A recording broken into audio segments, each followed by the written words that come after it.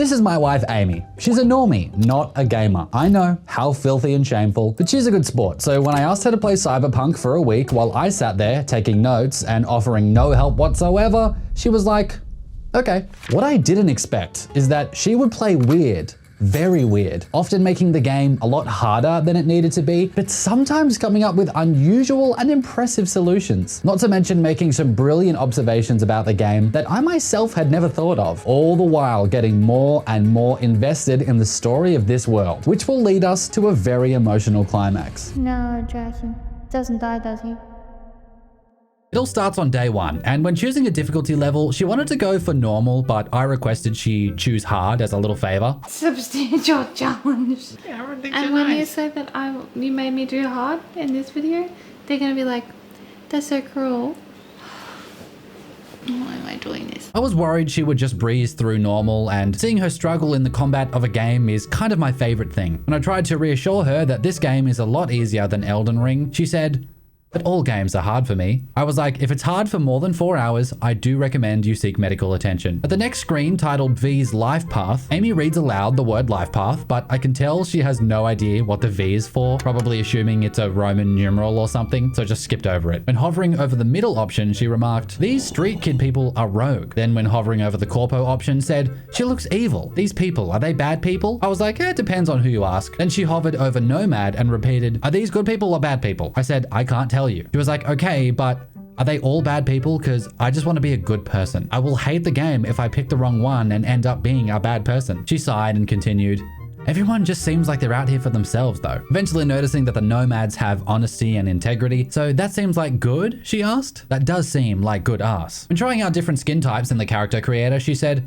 is this leprosy? Why does it look like there's paint splatter on her face? Are they supposed to be freckles? When she accidentally chose a more plump set of lips, she said, ooh, what happened to that lip? I look like 90% of the population right now. Shout out to all the women getting lip filler. It always looks good long term. When choosing a hairstyle, Amy said, quote, she has to keep it short because she's living in a certain scenario in the desert, so she needs to have short hair. It's convenient because it gets hot, and when it's hot, long hair gets a bit yucky. So practically she'd have to have it up all the time, but I don't want a ponytail, so I'm doing this one, unquote. A masterclass in video game immersion. When scrolling through all the different eye styles, she cycled through every available option twice. So eventually goes, I've seen too many eyes. Now I'm out of touch. Nothing looks right. Why do we even have eyes? Does this one look normal? It's like when you say a word too many times in a row and your brain goes, that can't be a word, can it? It's not. It's definitely not. Later, she went back to the mouth options and said, you know, it's a modern game when they add lip filler. I was like, why are you doing the mouth again? She said, I don't know, the lips looked weird and my side profile was bad. Finally, after 27 minutes, Amy moved on to the customize attribute section. She has to assign 7 points to different areas like body or cool. These attributes all have a pretty big impact on different playstyles, so these choices do matter. And it's kind of unreasonable to expect a new player to know what kind of playstyle they'll ultimately love. You can only max out 3 of the 5 trees in the base game, and you can only reset your attribute points once per playthrough. So you do actually want to get it right from the start if possible. These tooltips try their best but are mostly unhelpful unless you have some prior game knowledge. Amy feels the weight of the moment too and says to me, this is way too much. I have no idea what I'm doing and I know I'm going to regret my choices later. After agonizing for a few minutes and ultimately just randomizing her point allocation, Amy's finally finished her character. We wait for quite a while at this Cyberpunk logo because what she didn't realize is that this is a loading screen and it's waiting for her to press circle to continue. Eventually she's like, oh, I was waiting for it to finish loading. I thought the game was just being slow. We begin the Nomad Life Path, which pretty quickly has us driving to a nearby radio tower. But in the preceding few minutes, I noticed Amy never looked around even once. I can tell she doesn't know she can actually turn her head. For example, when the sheriff approaches the car from the left, most players would naturally turn the camera to look at him. Not Amy. She stares straight ahead and never acknowledges he's there, which is actually an ice cold alpha move. It's not until she chooses a dialogue option that the game automatically turns her toward him. She also doesn't scroll between the different dialogue options a single time, so I can tell she has no idea there's different speech available, which is crazy because that might be the most well-known RPG mechanic of all time, unless you're a normie, in which case, what are those funny little letters? When the sheriff is pissed and tells her to hit the road right now, Amy spends a full 30 seconds just sitting there. She had no idea the game wanted her to actually start driving. A gamer would either see the quest objective on the HUD or pick up the context clues like the sheriff just told me to leave,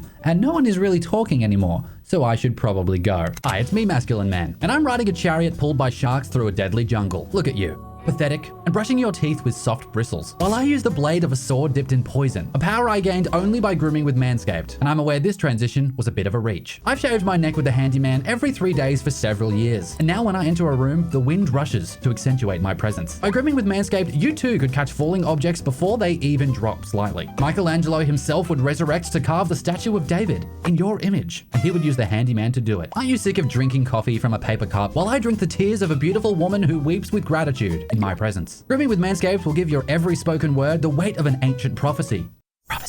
It will give you a cosmos-bending aura of absolute victory, and you'll look slightly more attractive than you do now. But only if you go to manscaped.com and use code Jez for 20% off, plus free international shipping. Sponsored by Manscaped and one folding chair. The first time driving goes really well, actually. The controls seem quite intuitive.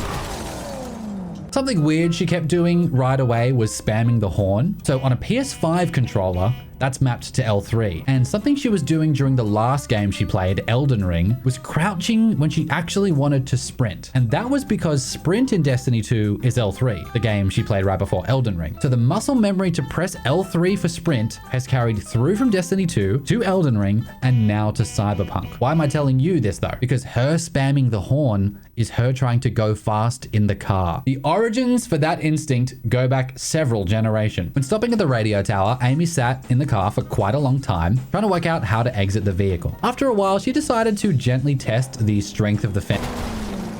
Okay, it's stronger than it looks, so Amy presses basically every button on the controller until she gets out. Now in hindsight, this is actually my fault because what I didn't realize is that my game settings had carried over to Amy's new playthrough. I had tutorials, hints, and the vehicle HUD toggled off in the settings. When I turned those back on a short while later, the exit vehicle button, which is circle, was right there on screen. As Amy reached the top of the tower, I asked her how the graphics of this game looked. Because, you know, she's playing on a 4090 with everything set to ultra. Her response was, quote, "It kind of looks fine, I guess. It does look a bit plasticky. Elden Ring was nicer." A nuclear hot take that I kind of agree with, actually. The stylized, painterly art style of Elden Ring is more timeless and engaging than ultra realism, in my opinion. And it's crazy that Amy intuitively came to that conclusion as well without knowing any of the technical jargon. I have to admit, I was rock hard after hearing that. On her way back down the tower, Amy was careful not to go too far. I was like, "Did you just jump from the top of the tower?" She said, "I thought I was going down the ladder. I don't know how to climb down the ladder." What she missed is that as you approach a ladder to descend, there's a little interact prompt that pops up. In her defense, that's different to climbing up the ladder, where there's no interact prompt. You just approach from the front and your character climbs automatically as you hold forward. On her second attempt, she inches toward the ladder as slowly as she can and somehow misses the interact prompt again. So just steps off herself, almost falling to her death a second time. That's the goofiest ladder interaction maybe in the history of gaming. This is why normies must be protected at all costs, unless it costs more than $3, in which case it's too expensive. Amy said, "Oh my goodness, I can climb up by just standing there. Why doesn't it tell me how to go down the ladder? Does it want me to die?" I was like, "IDK." She goes, "Okay, well, I haven't solved the ladder problem." At least she knew something was off and that her solution wasn't quite right. Amy heads to an abandoned house to meet up with Jackie, and we arrive smoothly at our destination. I couldn't help but giggle because when Amy pulled up, instead of just getting out of the car, she blasted the horn like it would summon Jackie from inside. When she realized he wasn't coming out, she sighed and parked the car for real. When presented with a dialogue choice while talking to Jackie, for the first time, Amy tabs down to the second option. She immediately goes, "Oh, I can change it." She's cracking this RPG wide open. The second Amy stepped back outside, she said, "That's not how I parked my car. Who moved my car?" Pretty insane continuity error call out, actually. It took me a second to understand what she was saying, and I was like, oh yeah, good pickup. Now, Amy might not have fallen off the ladder, but soon she's gonna fall off something much worse, the learning curve. Because day 2 brings her first betrayal and the start of a war she doesn't understand. It's time to enter Night City. Amy starts day 2 by complaining about the vehicles of Cyberpunk. She says, "It's very tricky to drive." I ask in what way, and she replies, "In every way. I'm just everywhere and I don't know what the controls are. It's stupid." Some unusually aggressive feedback for her. She arrives at the border and is told to head inside for questioning. The bright yellow quest marker just doesn't seem to be a priority for Amy. So instead of turning toward the building, she starts mindlessly walking to the exit and almost gets shot by Border Patrol. Luckily, they scream at her to turn around, which she found quite helpful. She bribes the guard only to get betrayed moments later as they're driving away. This leads leads to a chase sequence where Amy has to survive while shooting the bad guys pursuing them. I was concerned here because the difficulty is set to hard and Amy hasn't even reached the tutorial yet. The chase sequences can be tricky if you don't kill the enemies fast enough. And meanwhile, your aim gets knocked around by all the bumps and corners. This was her first real test. Amy's main problem is that she is exclusively hip firing. This does less damage and is less accurate than aiming down sights. What's crazy is that the control hints in the bottom right don't even mention that you can ADS. What, was there not enough space for that? What's interesting is that when Amy played Destiny 2, another first-person shooter, for a video like a year ago, she spent most of that playthrough also hip firing, to her own great detriment. When she finally did learn to ADS, it was a total game changer. So it's good to see that lesson hasn't carried over literally at all to this first-person shooter. To my surprise, she does get a few insane hipfire headshots off that she was quite proud of. Eventually, after taking a moderate amount of damage, her and Jackie make it out the other side alive. V says, "Keep driving, we can't stop here." Then immediately, Jackie says, "Place looks deserted, gonna stop here." Like, those lines are literally back to back. Amy goes, "Wait, didn't she just say don't stop here? What is going on?" Another razor sharp continuity critique ooh woo. So Amy and Jackie team up and it's time for the montage. When V buys an apartment and stands in front of the mirror,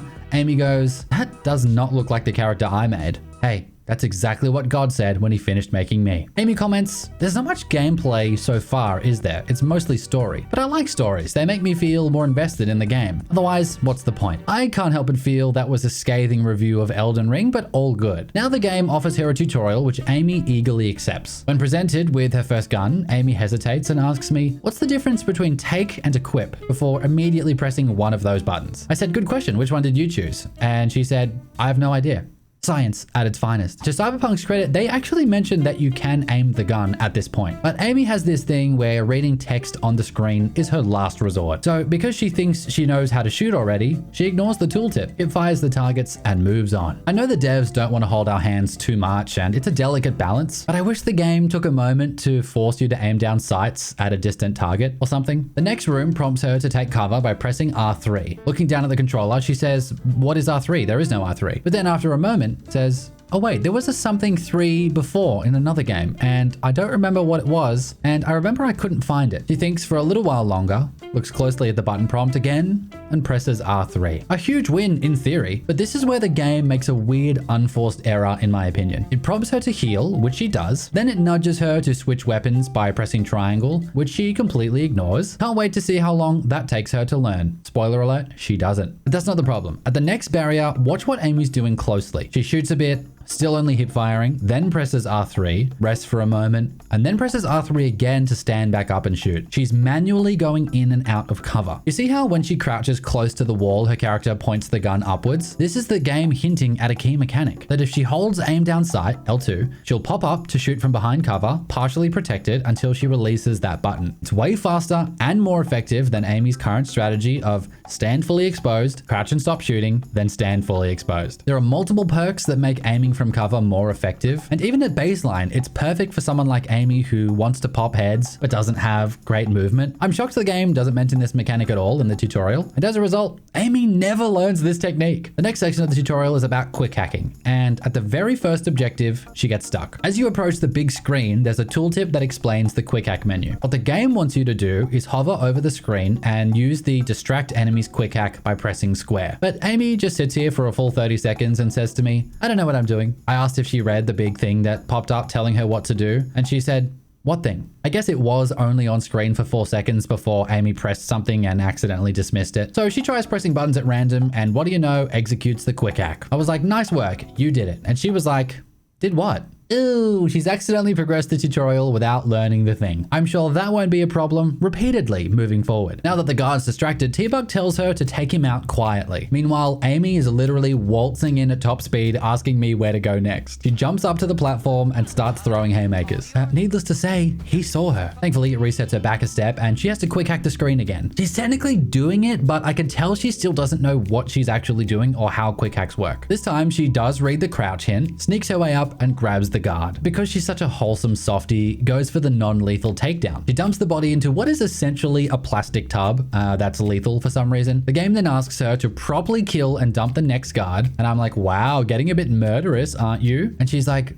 I didn't have any choice but to be violent. Spoken like a true war criminal. Then the game wants her to hack this access point with a minigame called the Breach Protocol. This is where Amy finally snapped and went on a rant. Miking her up was worth it just for this moment. There's so much text on the screen. It's so hard to keep up with everything. It's easier than the last thing you make me play, but it's still like too much happening at once.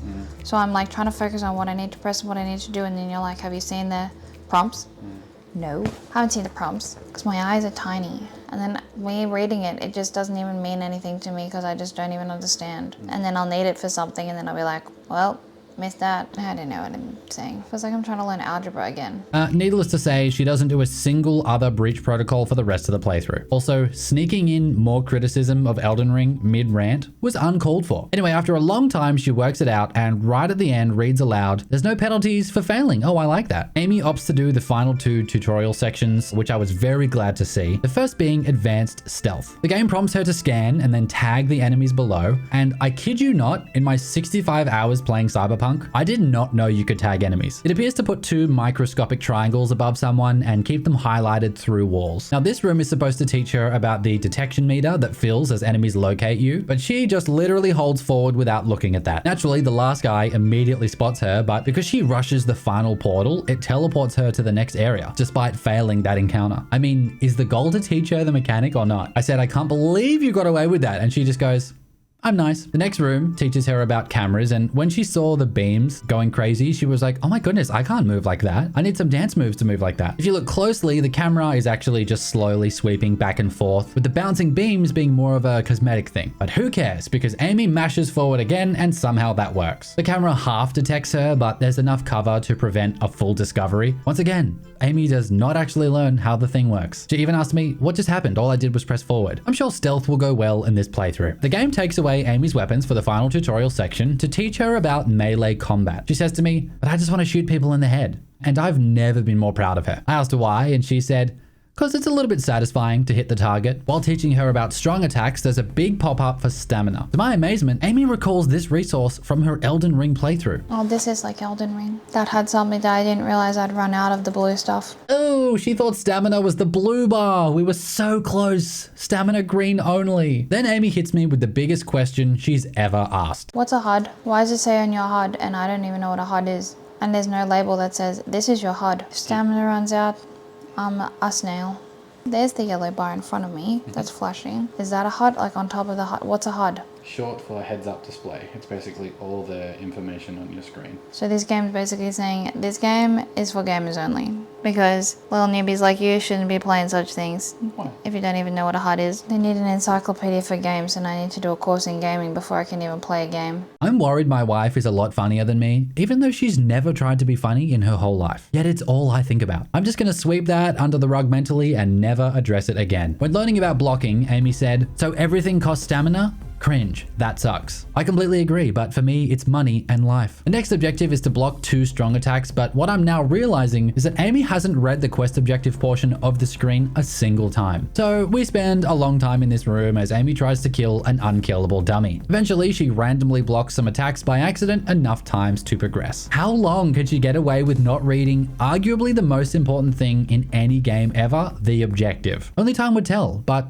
it's longer than you'd think. As the new goal of countering an enemy attack drops, the mannequin sprints towards Amy. She says, oh, that's scary. That run is like those little wormy, slimy guys in Destiny. When we played D2 and she first encountered the Thrall, she called them creepy little wet men. Still a top 5 gaming moment of all time for me. The final test was to kill a few guys with a katana. She said, I don't like tests though. I've forgotten everything. I replied, too bad toots. Now let's make some human sushi. As you can see, Amy's biggest problem by far with the melee combat is that she can barely keep the enemies in view. On the first attempt, she gets killed and has to restart, but the second attempt goes better. Despite hitting mostly air and sometimes an enemy, she's able to take the guys out successfully. Afterwards, she said, geez, that was sloppy. And I said, nothing at all, actually. Then she goes, why do I get stars for that? I'm so bad. She thought the game was giving her stars here, and I thought that was really cute. We're back with Jackie in the garage, and the game prompts her one more time to assign a grenade to the combat gadget quick slot. The only problem is, she already has a grenade equipped to the combat gadget quick slot, so she better be careful. The tutorial had failed to teach Amy some critical gameplay mechanics, and tomorrow we'll face the consequences as the training wheels come off. It's time for some real combat on hard mode. As we load in for day 3, Amy gets ultra baited by the loading screen. If you don't have your eyes peeled on the top right corner, you won't notice that the game finished loading several minutes ago and is waiting for you to press circle. This has tricked me so many. The fact that there isn't some kind of audio cue or distinct visual cue that the game is waiting for you is wild. Irrelevant in the grand scheme of things, but wild. After sitting there for a few minutes, Amy goes, "Why'd that lady stop talking?" And then, it says press to continue. When talking to T-Bug in the elevator, Amy chose to say, "Calm the hell down." And I was like, "Oh, why'd you choose that option?" And she said, "I don't know, I panicked, but it seemed like a bit of a rude option actually. I don't want to be rude." And I was like, too late, she hates you. At the first sight of an enemy, Jackie whispers, "Drop him quiet, V." A good warning, because being stealthy will make Amy's life a lot easier in the next room. I was not paying attention. I freaked out. Bang, bang. I saw a guy. I had a gun and I panicked, so I just shot him in the head. Whoops. It's just a high tense moment, you know? There's just a lot of tension. She then turns around to Jackie and chastises him for being too far back, which is rich coming from the girl who just aggroed the entire horde. I was like, he's just trying to cover you. Why don't you get in there? As she approaches the main room, you'll notice some big problems with her combat tactics. She's standing in the open, not really taking cover, and hip firing across the entire room. She was vigorously healing herself though, which is nice. Cyberpunk has a really strong low health visual indicator by spamming red lines across the screen. So Amy immediately knew when she was hurt. While crouching in the corner waiting to heal, she noticed her health item was regenerating and said, "Oh wait, why am I getting more health in the bottom little puff thing?" She activates it again and says, "Oh, so it loads after I use it." That's a big mechanic discovery, and gamers are high-fiving across the globe and also fisting a little, but mostly high-fiving. Then she said, "Okay, I'm fully healed. Maybe that's what Jackie was doing when he was waiting with me." I was like, I've never actually thought about that. Maybe he was waiting to heal. What the F? Because they were doing the same thing together. Eventually, Amy tries entering the room and crouching behind cover, which was a good plan in theory, but one of the guys had an angle on her, so she goes down. When Amy respawns, she notices the loot pop up, so tries to highlight interesting objects like it says, but what she doesn't realize is that it says to tap L1, not hold it indefinitely. Then she fixates on this consumable food item, trying to get the data pop up to stay on screen. So it turns out, if you scan any other type of interactable object, like an explosive or a person or a camera, you'll get a data pop-up that has some intel. But I've since learned for ammo and consumables specifically, there's this bug where around the object will flash a data bubble, but only for a few frames. I'd never noticed this in my own 65 hours of game time. Amy is such a good playtester, she's unironically finding bugs. Anyway, she was getting frustrated saying, "Why does that thing keep flashing up but not really appearing?" Then let go of L1 and was like, "Oh, here's something. A chromantic lime." She takes it and says, "Ooh, is this like Cyberpunk's candies? I like candies." But then she looks at the food on the table, doesn't grab it, and walks away saying there was only one candy. I have no idea what just happened or what she thinks a candy is. They were both consumables. In the next room, Amy starts spamming quick melee with the gun. And I was like, "Oh, what are you doing there? Is that a new move?" And she said, Yes, it's a little trick that I've learned. That's a little trick. I'm just practicing my tricks. That's fine. It's called the gun twisty. adorable. And this is why I married her. It's attempt 2, and this time, Amy knows to keep quiet. She stealthily approached. That's the wrong button. Oh no, what's the... Am I gonna send another grenade? Oh my god, yes, you're gonna send I don't know what buttons I don't know what I did. Whoops, that was the wrong one. Oh no, I've wasted those. As great as that clip is, how does she not realize the grenades are on the same time-based refresh system as the health items, literally right next to them? That actually tilted me, but only because I'm evil and childish and gluten intolerant. Then out of nowhere, she asked me, "What's a T-Bug?" I was like, damn, what a who mega lol moment. T-Bug is the person she's interacted with almost as much as Jackie at this point, yet literally no impact was made. That's how forgettable she is. Low-key, that's good feedback right there. And I completely agree. For some reason, the heavy machine gun guy appears around the corner, even though I've never seen him come up this far. Usually he's waiting right in the back. Amy tries a new strategy of entering the main room with a grenade toss, which bounces off the roof and almost kills Jackie. Then Amy backs up to heal and asks me a huge question. how do I reload? I was like, you don't know how to reload? And she said, no idea. Usually it just does it for me. The gamer urge to reload after firing one bullet never reached the normies, I guess. Amy dies to a firing squad of literally 6 guys while standing completely in the open. And I'm starting to wonder if hard difficulty was a mistake. Her mental is good though. She doesn't seem remotely bothered. I think because the average Elden Ring encounter took her 30 tries. Okay, it's attempt 3, and this time 100% Amy will stealth kill the first guy. How do I... Whoops. There's lots of... Why was I stabbing his butt? Oh, that's the wrong one again. Oh my goodness, oh my goodness, oh my goodness, oh my goodness. Okay, I did all this training and I don't remember a single bit of it. Amy went from spamming L2, which isn't grab, to pressing L1, which is quick melee, to R1, which is combat gadget. Meanwhile, press square to grab was almost in the center of the screen. That is a transcendent level of focus that I'll never understand. She looks closely at this medkit box with a green loot icon above it and doesn't even attempt to open it. Gamers know anything slightly medical looking is probably health. And yet Amy, who has had actual medical training in real life, couldn't care less. This time she's a bit more cautious, taking on the main room. Amy picks off targets one by one, heals fully behind cover. She gets a bit wild at one point and rushes in with a grenade, but backs off after taking some heat. Approaching the machine gunner, she nails him with a grenade to the body. Does the Halo sticky lifestyle call to her? Despite taking heavy fire, she casually hip fires the last 2 guys to death and clears the room. While trying to loot her first dead body, it's looking quite robotic and she almost gives up, but eventually looks directly down at the body and instead of just grabbing the loot, accidentally picks him up. It's another few minutes of spamming buttons before she works out how to drop him. Then she grabs the skill shard, so we're back in business. Amy then spends a long time reading everything on both computer monitors for reasons that are beyond our understanding, before finally grabbing Sandra Dorset. As she was walking out, Amy said, why can't I go any faster than this? I was like, oh, now you want to go fast? After 10 days of walking around slowly in Elden Ring? Make it make sense. When Trauma Team arrived and screamed at her to stop in the doorway, it took Amy a while to work out what they meant. The main quest objective waypoint marker may as well be invisible. When they successfully took her off for treatment, Amy said, it makes me feel nice that I saved her. I'm just trying to be a good person. In the car on the way home, I can tell she still hasn't realized she can look around at stuff because she didn't move the camera once. The whole time Jackie was talking to the cop, Amy was just staring straight ahead like a psycho until the game physically turned V's head for her. That's when Amy accidentally bumped the right analog stick and moved the camera for the first time. Amy immediately said, oh, I didn't know I could do that. Have I been facing forward this whole time? I didn't know I could look around. Once we got upstairs to the apartment, she paused in front of the vending machines and said, well, do we have some treats? Then after investigating a bit more, said, it's a shame this is all ultra-processed food. That's why people need machines, because it's making them sick. She called the cyberware in this game machines, and I thought that was adorable as hell. Still, she grabs a double XL burrito to go, when in Rome, I guess. Once inside the apartment and reading the tooltip for the vodka, she asked, minus 50% accuracy, what's the point if it's only going to make me bad? Why would anyone consume that?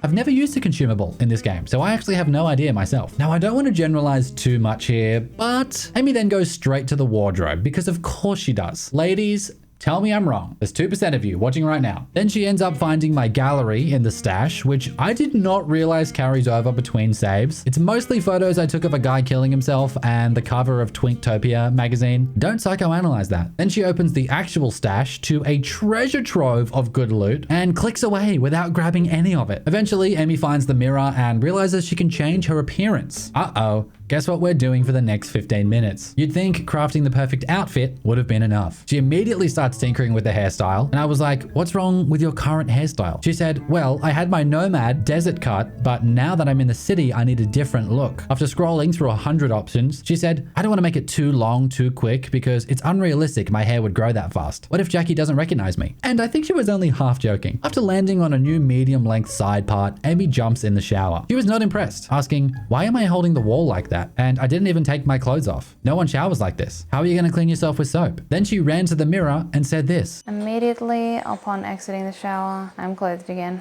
Well. This investigation says that I showered with my clothes on. That doesn't seem all that useful. Her continuity spider sense is actually insane. Game devs are in shambles. Before heading to bed, she notices the vending machine right next to it and asked, why won't it let me scroll down? I want to see what food options this has. I was like, are you sure it's the food you wanted to browse? There's a lot of interesting options on that screen, but also it's not an interactable screen. She did accidentally order 2 more burritos though, something I think we all can relate to. So Amy had narrowly completed her first real mission, but tomorrow she'll you'll face an extremely difficult enemy, the user interface. It's time to solve a problem that no gamer has encountered in the history of Cyberpunk. To start day 4, Amy wakes up and goes straight to the couch where she watches several minutes of TV. I don't know if she's trying to roleplay as a depressed, unemployed Twitch streamer, but it's spot on. Then she spends a few minutes getting tricked by the minimap navigation going up and down these stairs. I'm not gonna lie, I literally did this in the same spot in my playthrough. Maybe I'm depressed and unemployed. Just kidding, we all know YouTube is a real job. Looking around the gym area, she noticed the piles of garbage on the floor and asked,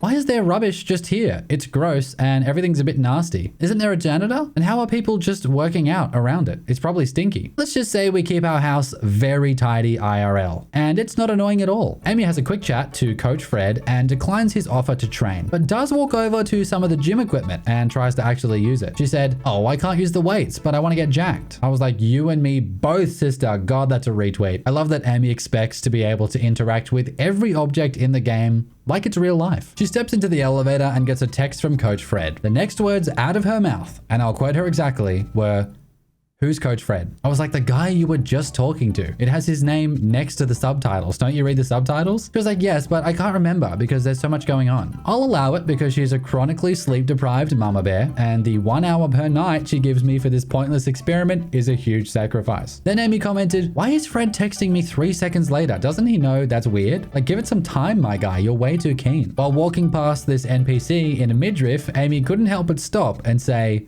oh wow, that's a choice. She refused to elaborate further. At this point, I noticed she'd accidentally toggled the objective from meet with Jackie to check your email. What that means is the objective marker was no longer pointing to the elevator right behind Amy, and I was worried we were about to get stuck for a long time. To my surprise, Amy starts up the stairs, but then turns around and says, I'm going the wrong way, I think. I was supposed to get in that elevator. Well, tickle my nuts and use my Manscaped code. That is some big girl navigation. At the bottom of the elevator on the ground floor, right as Amy was starting to say, I think I'm lost, I don't know where to go anymore, the game updated the objective and pointed her straight to Jackie, who was sitting nearby. 2 navigation crises averted. Not bad, Cyberpunk. While talking to Jackie, there's a pop-up about calling your vehicle to your current location. As gamers, we instantly know what that means, but I'm worried they've worded it in a way that makes it slightly unclear to Amy what it means to call the vehicle over. Lucky for her, the car is already there waiting, and she's off to see the local Ripper Doc before a very important meeting. While driving there, she tiptoes around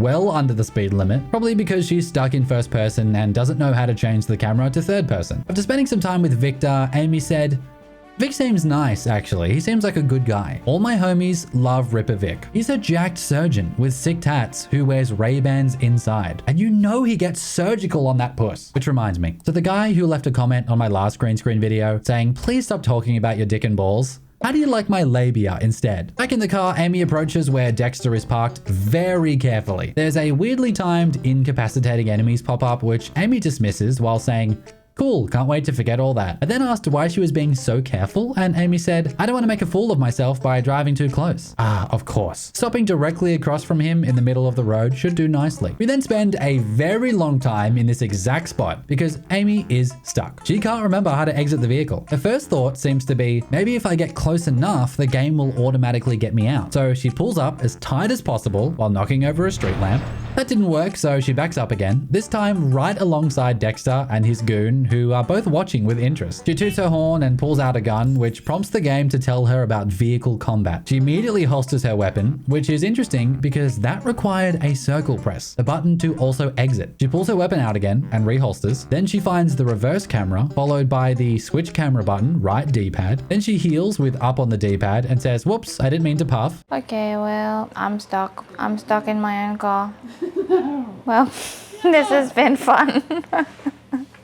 The game ends here because I've got no idea how to get out. Oh, what a stupid thing to get stuck on.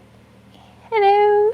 Anyone over there help me out, please? I'm stuck. She pulls her gun out again and reholsters before finally exclaiming, oh, it says exit down there. So she starts spamming circle while saying it doesn't work, not realizing that you have to hold circle, which is indicated by the icon slowly filling up as you hold the button. Eventually, she gets it. Hooray. I asked her, did you know there was text in that corner the whole time? And she said, no, it's red and it's tiny. So to any game devs watching, write that down, I guess. Hello.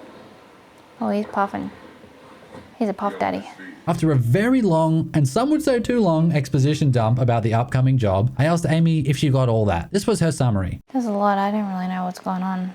Except I gotta do a pre-thing before the thing. To do the thing to get the thing. So he can use it one time.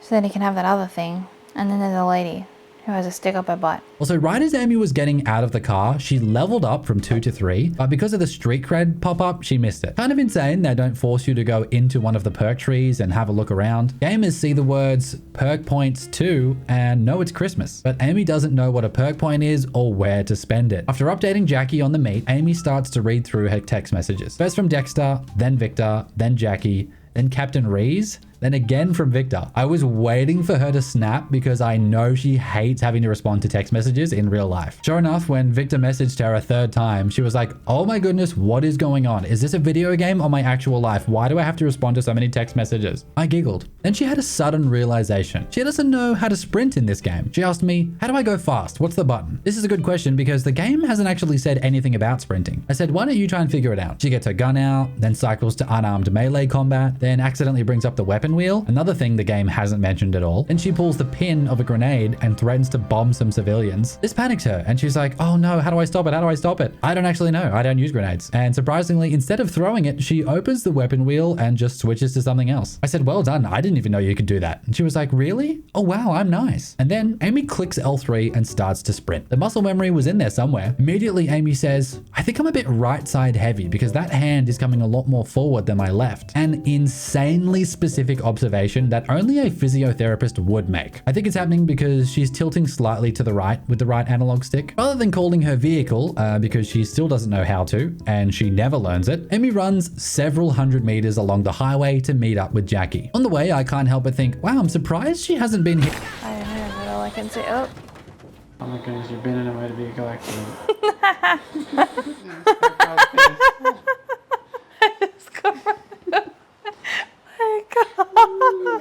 That was crazy, right?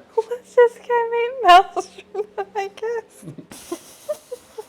I need a minute. I just got run over by a car. She heads inside, and I'm not gonna lie, the only way I've ever done this mission is to open fire immediately and kill everyone in the factory. Amy is a lot more diplomatic than that, telling Jackie he should sit down to help de-escalate things when they get a bit hot. She declined a hit of this guy's vape, partially because drugs are bad and partially because it's not unicorn sparkle flavor. The option to just pay for the bot again to avoid conflict is grayed out because Amy only has $419, a little shy of the required $10,000. Unfortunately, the option to perform a non-lethal takedown of Royce is also unavailable because Amy only has 5 body. So all there is to do is pop him in the head and be on our merry way. After killing everyone in the room, on her first try, I might add, Amy misses another level up, which is completely absurd. It even says, press down on the D-pad for perks. The game is begging you to check it out, but Amy simply will not be tempted by more power. She's like a master Jedi of staying mediocre. Just kill the younglings, it's so much more cool. While looting the guys, she finds her first iconic rarity weapon, and when the big pop-up appears to explain this, she immediately dismisses it without reading anything. I'm sure she'll equip one new weapon in this entire playthrough, right? So Amy had made it through a dangerous negotiation, but tomorrow when faced with overwhelming combat, she'll discover a bizarrely clever strategy and find a solution I didn't even know existed. Amy starts day 5 by saying, oh, I forgot I'm still in the factory with these angry guys. The combat of pretty much any video game is just not for her. She gets far too stressed to enjoy it. Nevertheless, these goblins aren't going to kill themselves, so Amy gets to work. She lands some insanely hip-fire headshots from unreasonably far away, as well as shooting the top off an explosive canister, which blows the legs straight off this poor bastard. Ew. Moving further into the room, Amy tries to shoot through a glass door at an enemy. Funnily enough, you can shoot through walls in this game if you have the right weapon. Amy does not. After bull rushing a guy like this pistol is a shotgun, she then finds a few interesting objects on some benches, including a coffee machine, a med kit, and a laptop. She says, ooh, what are these fun treats? Can I have them? I was like, some of them, yeah. So she scanned the laptop, saw that it was hackable, and activated distract enemies. She doesn't need to distract any enemies though, and clearly doesn't understand what quick hacks are or when to use them, Amy tries so hard to scan the medkit, but doesn't realize it's just not scannable. She does everything except just walk up and loot it for stuff. After killing a straggler, Amy notices that Jackie is trying to be stealthy again. She whispered, Jackie's crouching, so I'm gonna crouch. He seems to know what he's doing. Then she notices she's getting pinged by a nearby security camera, so enters the quick hack menu. What she doesn't know is that there's several different quick hack options on the left-hand side. She could take control, turn it off, or distract enemies with it. But because of this knowledge gap, she always chooses the first option, where the game defaults the cursor, and taking control is the most useless option of the three. Amy soon finds the detonator lying on a bench and immediately sets off the charge without a moment's hesitation. I was like, I think you just blew somebody up. And she was like, oops. Now we're in the main room of the factory, and there's a ton of angry gamers. One thing I noticed Amy kept doing is that she would take only a minor amount of damage before hitting the restoration vape. I don't think she was actually checking her health bar at all and thinking, is this an optimal time to heal? Do I really need to heal right now? She would just get hit and rip. While shooting at someone pretty far away, Amy did something completely unexpected. She aimed her pistol by pressing L2. I was like, wow, honey, what are you doing there? And she said, I have no idea. Cool, so not a big revelation moment as I'd hoped. That's okay. But to my surprise, a few minutes later, she aims in again and gives it a proper go. Ironically, this actually makes her less accurate because she doesn't know how to line the iron sights up properly. But still, this is a major discovery. Amy says to me, I think it's doing something when I aim in, but it doesn't seem like it looks any different. This is a good point. I think she was intuitively remembering that in Destiny 2, when she aimed in, it's very obvious the gun is doing something different. The camera zooms in way more and the gun scope comes up. Cyberpunk has this too, except not really for pistols and especially not for iron sights. So she kind of got unlucky here. I love the fact that while taking heavy fire and trying to cross a room, Amy does not even consider sprinting. She just casually walks to find cover like a stone cold cyber psycho who can no longer feel pain. She picks up a few more guys, quick hacks another camera, but again, chooses the useless option. It's interesting, even with the bright red diamonds right above the cameras screaming that this is also an enemy, Amy still hasn't thought to just shoot them. While transitioning to the next room, Amy scans a propane tank and notices that it's hackable. Has technology gone too far? Despite standing right next to it and seeing the words explosive and initiate overload, Amy presses square.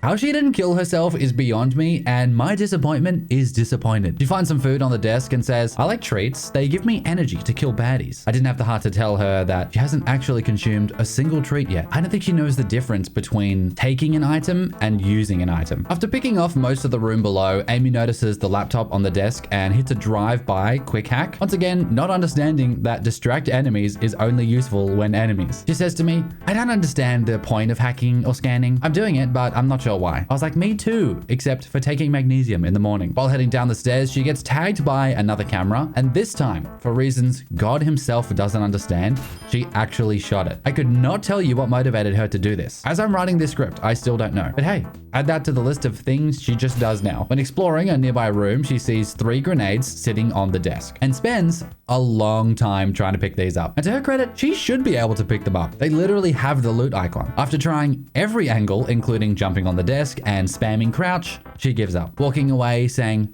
oh well, they looked nice, but whatever. I do care what happened here. Stepping into the final room of the factory, Amy is extremely cautious and does not want to be seen. Kind of like me taking the rubbish out in my underwear late at night. She sneaks down to the first door only to find it locked. Panicking, she sneaks back to the entrance only to find that it is now also locked. Who locked that door and why? I have no effing clue. We just came through that door. Somehow, no one has seen her yet though. Realizing there's nowhere else to go, Amy hops down behind some crates. She has a big giggle as Jackie quickly pops his head out from behind a nearby crate stack. The man is a master of stealth. He weirdly takes the lead and starts heading across the room. I didn't even know he was able to take the lead. And just as I was starting to wonder, is Jackie actually the main character? We see him crouched in the open, aggressively staring into an empty corner. 500 IQ. Amy inches her way across the room, and despite some guys starting to detect her, she makes it safely to the other side. It looks like the game wants me to go out into the middle there, she tells me. While looking around, she notices an exit sign nearby, and Jackie is heading towards it for some some reason. So she follows him and just exits the building successfully, avoiding any combat. I literally didn't know you could do this. I've always had a sick boss fight right there. Amy comments, but the game was telling me to go somewhere else. What happened? I was like, there's usually more than one way to get something done in Cyberpunk. The next quest objective is to go to Lizzie's bar. The problem is that it's 800 meters away. Amy asked me, what happened to my car? Where is it? Not realizing there's a car icon literally on screen, but all good. She sighs when I don't tell her and starts walking. Even though she's standing right next to a fast travel station, the game hasn't said anything about fast travel. So Amy doesn't know it's a thing. And because she has no RPG background, she especially doesn't know it's a thing and to look out for it. After walking for a moment, Amy said,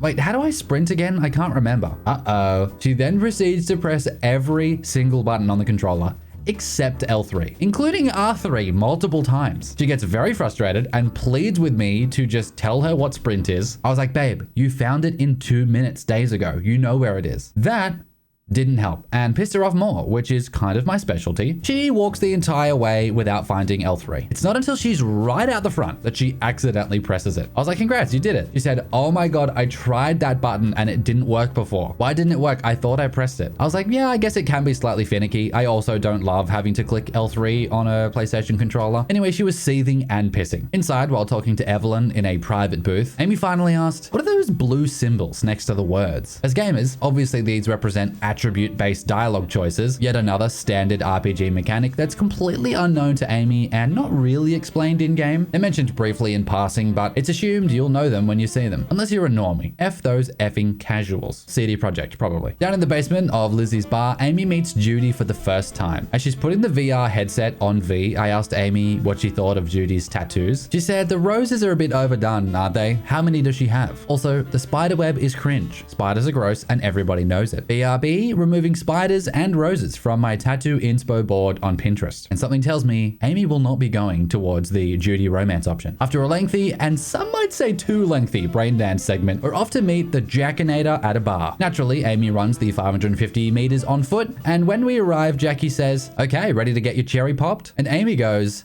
OMG, don't come anywhere near this cherry. Not the first time I've heard that from a woman. In the VIP booth, Dexter asks Amy how everything went with Evelyn. Amy pauses before responding because she realizes this is a meaningful choice here. Eventually, she admits that Evelyn is trying to cut Dex out of the deal. I said, oh, interesting. What made you side with Dexter? And Amy said, he was there first. It's the right thing to do. I'm sure that kind of attitude will take her far in Night City. Amy had stumbled through today's missions while barely grasping the basics of Cyberpunk. Now she's about to face her toughest fight yet and put everything she's learned to the ultimate test. But does she know enough to complete Act 1's brutal and climactic ending? We can only find out by pushing her to the absolute limit. It's heist time, baby, and we're en route to the hotel with Jackie. I need you to keep your head clear and in the game. We got a job to do. It's never, ever been clearer in my whole fucking life.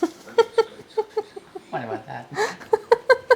As she was getting out of the taxi, Amy turned to Delamain and said, thanks, Del Dog. And I thought that was cute as hell. While walking through the lobby, she also commented, ooh, I like these trees. Shout out Japanese interior design. You guys really nailed it. Then when we were riding up the elevator, she was like, oh, I can't believe this feature wall goes the whole way up. Rich people and elaborate walls, am I right? Just when I thought the architectural digest was over, she added, ceilings this tall on level 42 of the hotel? I don't believe it. I couldn't agree more. It's like these devs have never even tried to build a real skyscraper. But the heist is underway, and after some camera shenanigans, we send the little robot to incapacitate their cybersecurity guy. Totally not a sex act, by the way. Nothing to see here. T-Bug tells us she needs a few more hours to hack the thing, so we have to kill some time in the suite. Amy is prompted to sit on the couch, but this is where she asks me, why do I have to sit on this side? Why can't I sit on the other couch? Truly, a game has never been more restrictive. Amy has another fun moment with Jackie on the way to the penthouse. There's the awkward silence. You, wanna hear a joke? Now? Seriously? Okay, so why'd the Rocker Boy's output kick him out of the apartment? Because he wasn't chipping in. I like Jackie. He's pretty cool. Jackie's a fun one. This game would be lame without him. I think it's the commitment to the laugh plus the goofy smile that really sells that moment for me. We make it to the hidden vault and begin breaching. Amy whispers, I feel like something bad's gonna happen here. 1 second later, some very expensive looking airships fly straight past the window and she goes, I knew it.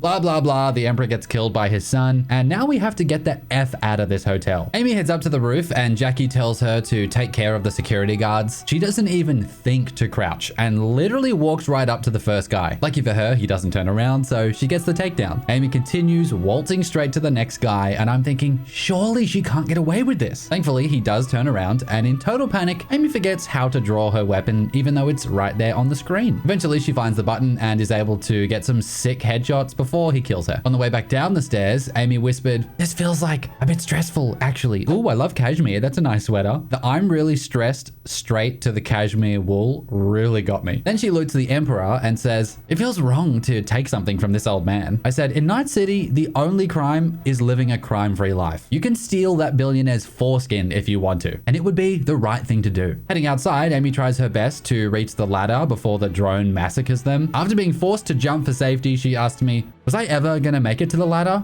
Does anyone actually make it?" I was like, "No, it's a scripted event." And she was like, "Oh." After crash landing with Jackie, Amy looks around and notices her own character's feet and goes, "What shoes am I wearing? High heels? That's not very appropriate for this scenario, is it?" I was like, "I think you had to change into a nice suit to get into the hotel." And she said, "Well, I don't remember doing that." Jackie slots the relic and they have to make their way down through the building. He whispers, "Take him out quietly, in silence." But Amy does not give an F about that and opens fire immediately. She takes out a few guys, but then while walking around briefly with only 7 shots left in the magazine, she does her first manual reload of the entire playthrough. Every other reload has been because the gun ran out of bullets and the game reloaded it automatically. She inquired about reloading in mission 1, but never actually tried it. Amy kills 2 more guys, and while looting their bodies said to me, "I've probably got all these different weapons and I've got no idea how to try them." So that's pretty nice for me, isn't it? I just don't know how to use a different one. It's true, she's been using the starter pistol the entire game. The only reason she's not using it right now is because she had to leave her weapons in the taxi before entering the hotel. This is Yorinobu's pistol she found on his nightstand. The fact that Amy's done the first third of the game on hard difficulty with the starter pistol, no weapon mods, no scopes, no perks, no attribute points, no combat gadgets,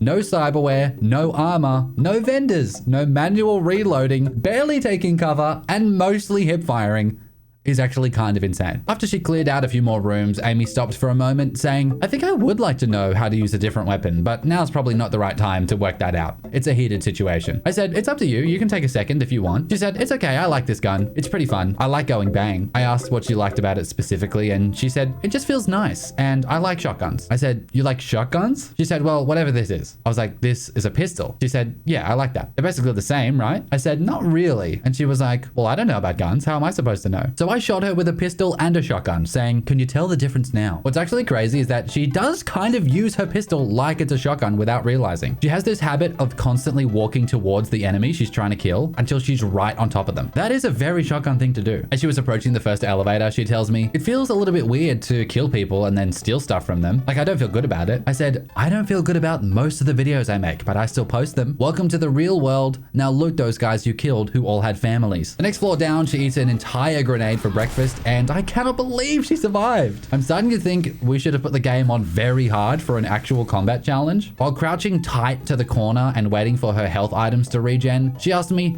"How do I get more ammo? Did I run out?" I was like, "You have 310 bullets in reserve right now. Also, you've never asked me about ammo before." She was like, "Yeah, I'm just worried that I might run out or something." Why this moment specifically? I have no idea. Then 98% of the way to full health, she pops a quick heal. And I was like, "Huge heal, babe." She said, "What, was that bad?" I was like, "Do you ever check how much health you actually have before healing?" She said, "No, why would I?" I mean, I wish I had the balls to just vibe heal. How is she the most alpha gamer alive? Downstairs in the lobby, while trying to shoot some guys, Amy accidentally aims from behind cover for the first time. It's because she's pressing ADS while standing close enough to the metal screen divider that her character leans out. She doesn't notice the mechanic at all, so love that for her. Then she ends up behind the desk with Jackie, and he's yeeting around, diving over it, strafing in front of her crosshair, and generally having the time of his life. Amy goes, "Honestly, Jackie, you're so chaotic. Can you just get it together, please? Only I can be that chaotic." But he was only just getting started. At this time, I saw that Amy is still manually pressing uncrouch to re-peek from behind cover. Like, this is the first tutorial mission,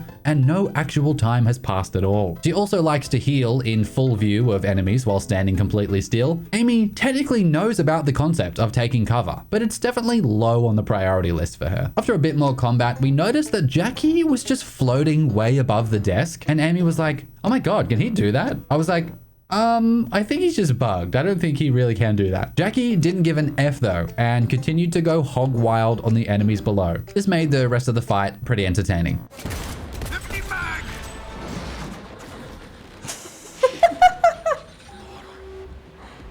We are fuck beyond belief already. Why is he like that?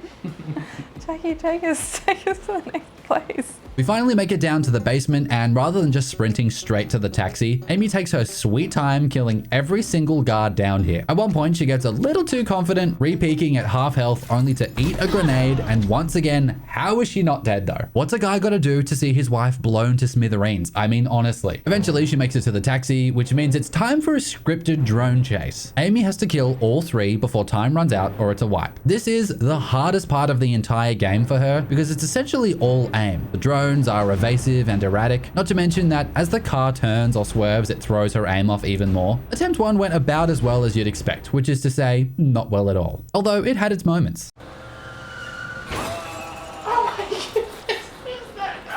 Oh my goodness, that guy's gone. He's dead. Wow. Oh, did I get one? Amy kills both the children and gets the big mama to 30% health before wiping. She didn't know there was a time limit though, so was very surprised to die there, asking me, wait, why do I have 0 all of a sudden? I was like, you ran out of time. And she said, cringe, it's because I'm bad and can't aim very well. I did not disagree. Attempt 2, her strategy was to focus the baby drones first to try and secure some easy progress. Only problem was, she found the tracking almost impossible. And she was having trouble deciding between just hip firing or aiming in to shoot. One big hidden mechanic I haven't mentioned until now, and it's only on controller, it's the aim assist settings. Because I suck at controller and was playing on my Steam Deck, I have aim assist set to substantial with snap to target turned on. Those settings carried over to Amy's playthrough, and what that means is when you ADS roughly near a target, it snap locks you straight to their crit spot and sticks there for a few seconds. If you abuse it and just spam re-aim, it's basically free aimbot. It's crazy strong. So this made it especially painful to watch Amy hip fire for most of the playthrough. The game will aim for you if you let it, but Amy never picked up on this. Especially in a section like this where the drones are going wild and aiming is the only thing that matters, she could have made this so much easier on herself. But I guess she just has a big dick like that. Attempt 2 went slightly better, getting the big mama to 22% health. Attempt 3, new strategy. Now she's going exclusively for the big drone because F them kids. And they're kind of hard to shoot. This was more difficult than it sounded though because the big drone actually hides itself for a portion of the sequence. By the time Amy realized this, she'd wasted many valuable seconds. Eventually, she does kill the big mama and there's only one baby left. She's spamming shots but has to reload in a crucial moment, then runs out of time and wipes. She's starting to get frustrated. Attempt 4, she takes out the first child early. Things are looking good. The second child runs into a parked car and kills itself. You love to see that. If this video gets demonetized, it was worth it to say that one sentence. Now it's just Amy and the big girl. 38% health remaining, and Amy takes a moment to reload. She spams a burst of shots that slowly drift off target, 20% remaining, then 11%. Oh no. Yes! Yes! Strawberry! You did it! Yes, and it took me 12 times. That was only 3. Yes! Then things take a turn for the worst as Amy realizes what might be happening. My medical diagnostics indicate that Mr. Wells's condition is critical. He better not die. Take us to a river dock now! You're gonna be rich, Mia. I can feel it. No, No, Jackie. Jackie, Doesn't we're die, gonna does be he? rich. You and me. Don't do it. For me. No, Jack, no.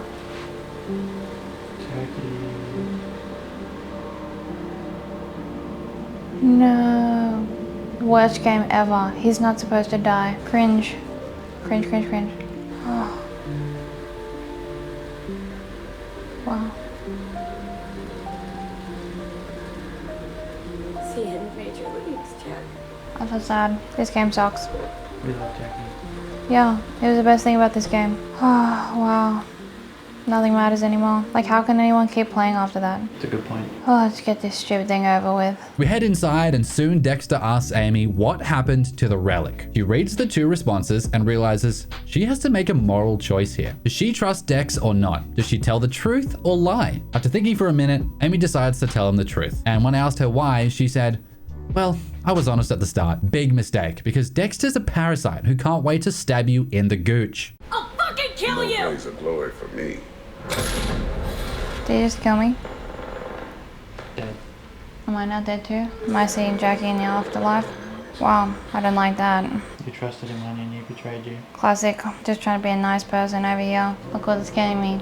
Dead. Night City chewed her up and spat her out just as God intended. Now, what I didn't expect is that despite being pissed off and frustrated with the story, Amy was intrigued. I told her the end of Act 1 was all I needed for the video and that she didn't need to keep playing. Remember, it's late at night and she's physically exhausted at this point, but she wanted answers. So spent the next 45 minutes playing through the Johnny Silverhand interlude until she got them. If that's not the mark of a good story, that even while feeling actively resentful towards the game, Amy had to know more. Despite the exhaustion and having hand pain from using the controller too much, which she's not used to, she persevered. And that is what Cyberpunk was like for my non-gamer wife. If you want to help me make these videos and get in the credits, my Patreon is linked in the description. Or for a free alternative, check to see if you're subscribed to the channel, you little bitch. We also did a video exactly like this, but for Elden Ring, which is on screen now. Wait till you see how many times she died in that game.